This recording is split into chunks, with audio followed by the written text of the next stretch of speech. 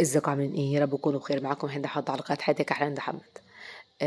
ده فطاري 24 رمضان. كنت عامله عزومه 24 رمضان. حطيت التمر جنبه الميه، عملت صوبيا بالفراوله. كنت نزلت معاكم قبل كده، طلعت اعمل صوبيا بالفراوله تبع الفيديو على القناه. وعملت مانجا. عصير مانجا في البيت، وجبت الصوبيا والتمر من بره. وحطيت صينيه مكتوب عليها رمضان كان مزاج في كده. حطيت ايه الكوبايات ايه فيها، بحيث ان وقت الفطار ايه يكون الموضوع اسهل للي معزوم عندكم.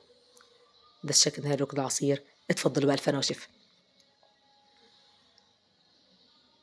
ده الشكل النهائي لعزومة يوم 24 رمضان.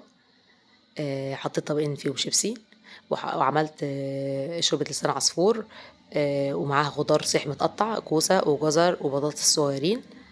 وعملت سلطة مكرونة بالبشاميل باللحمة المفرومة والخضار. كنت عملت معاكم قبل كده طريقة عمل سلطة المكرونة بالبشاميل باللحمة المفرومة والخضار طبعا الفيديو على القناة.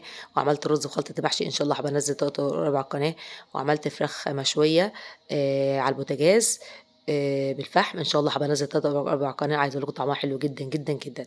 وعملت رز بسمتي بالزبيب والسوداني، ان شاء الله هبقى انزل طريقته قريب على القناة. وعملت صينية كفتة مشوية في الفرن معاها خضار، بطاطس وكوسه وجزر، ان شاء الله هبقى انزل تلات ارباع قناه.